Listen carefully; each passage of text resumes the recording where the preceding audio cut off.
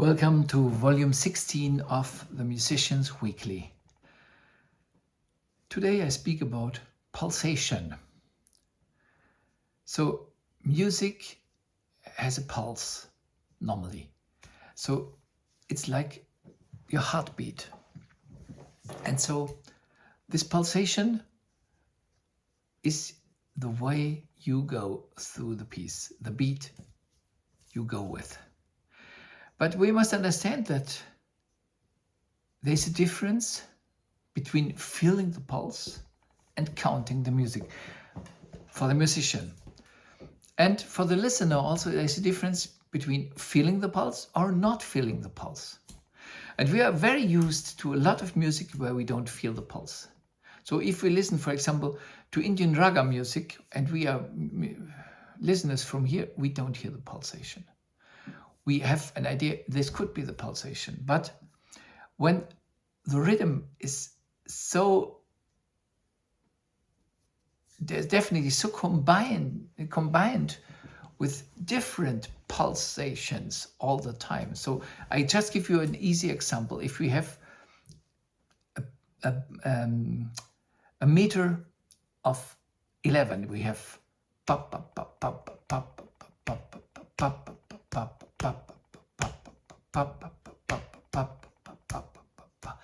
So if we don't know exactly about it, if we are not really trained as listeners, maybe we never catch this, because it's not just going pop pop pop pop pop pop pop pop pop pop pop pop pop. This regularity makes it very easy for us to get the beat. But if the beat changes and if it's not accentuated, if I accentuate, it's easier. Pop pop pop pop pop pop pop pop pop pop pop. Okay, this I understand. But if it's pop pop pop pop pop pop pop pop pop pop pop, so it's a bit cool, the rhythm. So we have a lot of jazz working with these things and much more complicated. And we are used to listen to that, and we are used not to understand the meter, not to understand the pulsation.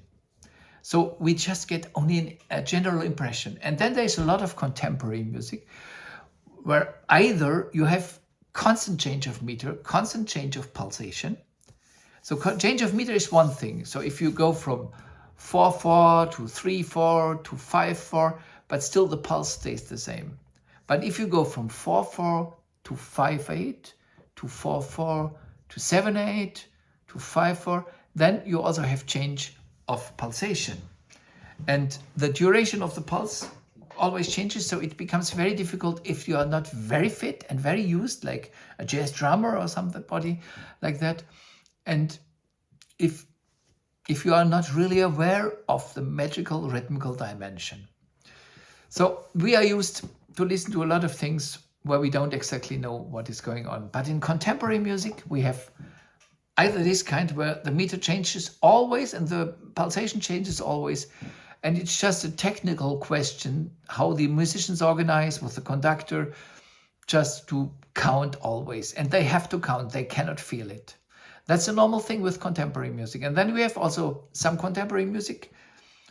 It was already in Allan Pettersson and in Anders Eliasson and so on, where the pulse normally doesn't change, but the music never or very rarely is accentuating together with the bar, or even with the pulse. So in a way, it's totally independent from the pulsation. And there also, it can happen that even in that case, where the pulse and the meter stays the same, maybe for a whole piece, we never really feel it because the music is independent in its growth from it. And so that's important, we are used that we don't feel the pulse. And as musicians, we are also used that we simply count because it's so demanding, we always have to count and to count and to count. But pulsation is a basic element of the music. And so many things are just possible because of a clear pulsation, so-called momentum in music. That means the clear flow. And also oppositions in classical pieces, in sonata form, very often you have a 4/4 and then you have alla breve in the second theme. for example. So it's more relaxed. Pulsation is half speed. And these things are very subtle and very fine, but also very direct means of expression. So we must understand that pulsation is absolutely essential to classical, to romantic, even to early modernist music. But then it becomes more difficult to recognize it at all. So if you are the musician, if you are the conductor, you have to know it because you have to follow it. But do you really feel it, or do you count?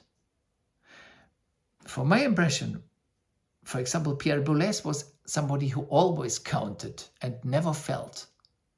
So even when he conducts Bruckner or Mahler, it sounds like he's counting the time. There is no rhythmical feeling, no free flow. And he didn't want that because he wanted total control. You see it also in the gesture. It is just a gesture of control. It's purely technical and not musically adapted gesture, which is his will. He composed also like that. And so we have to understand that pulsation is essential, but only as long as we feel the pulse. In the moment we count, it's not anymore a question of pulsation. It's just that we have some kind of orientation for the counting. And then there is, of course, a lot of music without any bar line and without any constant rhythm in contemporary music, also in so-called meditation music, in many of these fields. In improvisation, very often it's totally free. And so, but then there is a very interesting phenomenon, and there have been done a lot of tests, a lot of researches, that we always, in such a situation of total flexibility, we always search for a pulsation, the listener. So we are trained in trying to grasp something and to go with that, at best constantly. But so we know that there is an inner need for pulsation, but we can leave this inner need behind, or we can go over this inner need and just enjoy the music without a clear pulsation. But a basic structural element is missing on the rhythmical level. And then speaking about these particular additive rhythms, like different pulsations in 1 meter. So let's say 5, or 7,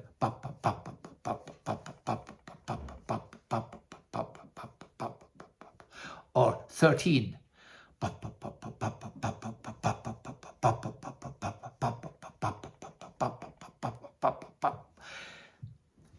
All these things, they bring one important element in. If you really shall recognize these cells, these pulsating cells, then rubato is excluded. So it's wonderful to do rubato. That means a kind of rhythmical flexibility in flow with straight pulsation. It's wonderful. You just can adapt always.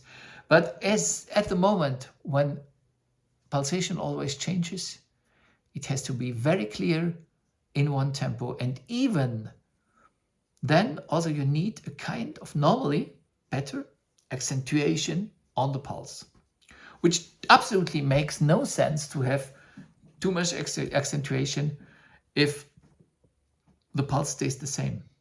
So we have this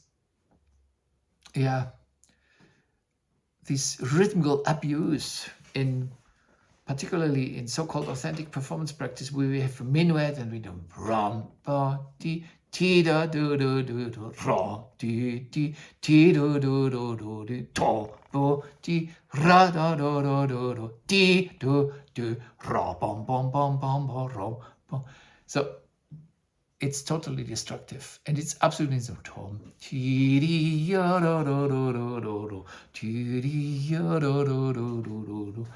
So the melody just speaks a totally different language. You have to feel this, of course, the 1, the 2, the 3, and you feel it but the melody is free from them. And if you do this extra accentuation, you destroy the melodic flow, the continuity, particularly destructive in counterpoint, in really polyphonic movements. It will destroy everything. So if you play the out of the fugue like that, and many do, there is no out of the fugue anymore. But also in dance pieces, in song like in slow movement, it doesn't matter. It destroys everything and just builds very small cells that don't connect with each other musically. So we have to understand that this makes no sense. The extra accentuation of pulsation or of the one of the bar, it doesn't matter, which I just demonstrated. But you can also, there was a German pianist, his rise started, I think, in the late 1990s. And he found a major label, and people were speaking about he is a kind of young new Glenn Gould. And yeah, there was a lot of imitation of Gould in his Bach playing. But one thing was different, and Gould never did. That was just playing an accentuation on every beat. This is totally destructive. But this makes sense in the moment where beat itself becomes, or pulsation becomes, a means of the oppositions. I mean, when it changes. So we have